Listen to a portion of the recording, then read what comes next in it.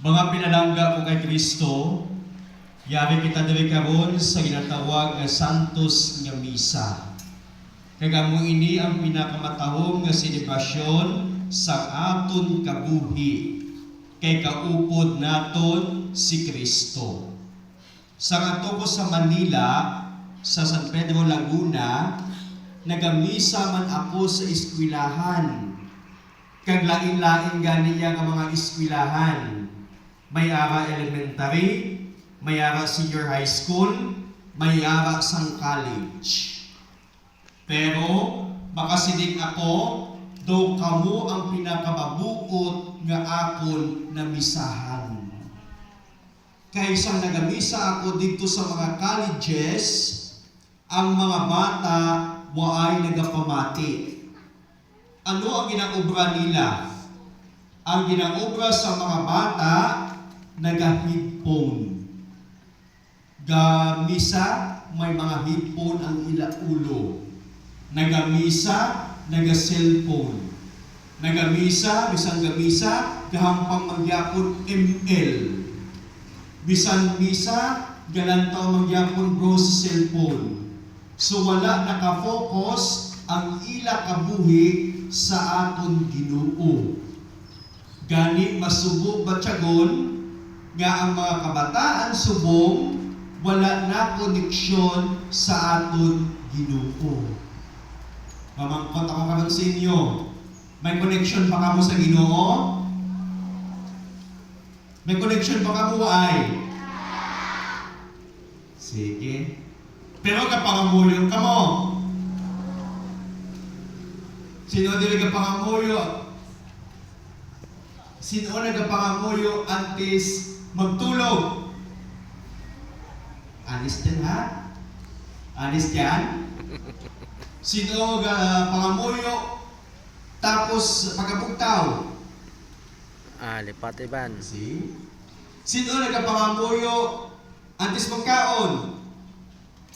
Tapos magkaon? Nagapangamuyo lang pag antes, pero pagtapos na way na. Nakalimtan na ang grasya. So gani mga pinalangga, mapinangamuyuon kita para kaupod naton ang Dios. Ang sinuluyag mga sinuluyag nga kaupod ang Dios, dapat sa kabuhi mapinangamuyuon. I-share ko lang, kilala niyo si Blessed Carlo Acutis? Kilala niyo hindi? Kilala niyo? Duhinay man. Kilala niyo si Beato Carlo Acutis? Hindi ka mo magkabalaka, hindi ko man kilala.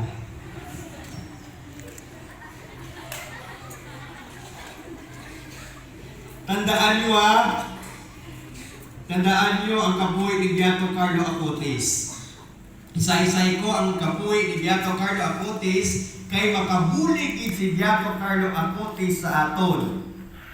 Siling ni Beato Carlo Acutis sa ato ko sa Roma, nakasulat sa iyang nalulubngan. Gusto niyo mabalaan yung ano nakasulat sa iyang nalulubngan?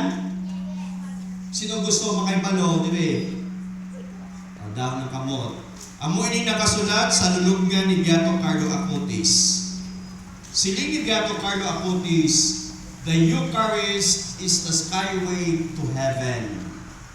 Ang misa, dalan, padulong sa langit. Kung magsimba ka mo, mapalangit ka mo. Kung permi ka mo magsimba, dasig ikaw magpalapit sa Diyos. Pero kung hindi ka magsimba, malayo ka sa Diyos. Kaya ang Eucharistia, dalan, padulong sa langit. Kag siling pag-Beato Carlo Acutis, kung ikaw magsimba, 1 hour, ara ka sa langit. 1 ka oras, ara ka sa langit. Kaya kung nagamisa dito sa duta, nagamisa man dito sa langit. Kaya ang nagtupod sa misa, hindi si Father Kim, hindi si Father L'Oriel, hindi si Father Renato, hindi si Bishop. Sino nagtupod sa misa? Si Jesus. Sa katapusan ng panyapon, ganiambal ni Jesus, Kung ano ang ginahimo naton diri sa duta, sa kaayuhan para sa Ginoo, ginakahamutan sang Dios. Gani sa kabuhi naton, maghimo gid kita sang maayo kay ginakahamutan kita sang Dios. Ginapalangga kita sang Dios, ginabugayan kita sang Dios. Siling pag ni Beato Carlo Acutis. Tandaan niyo ha? Kaya magwali sa exam. Siling ni Beato Carlo Acutis. Kung magsimba ka kuno, may ara ikaw sang grasya nga mabaton nga wala ka sang makahibalo. Pero kung hindi ka magsimba, may kuwaon ang Diyos sa imo nga wala ka man makahibalo. So anong gusto nyo? Magsimba o kung hindi magsimba? Mga butigon. Tapos hindi ko man makita sa simbahan. Tapos hindi mo akong mag-adjust sa simbahan. Ang dami sabi, simba! Hindi na sila man. Muay na. Kaya ang mindset, puros ng hampang. Ang mindset, puros ng cellphone. Ang mindset, puros ng ligoy. Ang mindset, puros ng pakanto dito, pakanto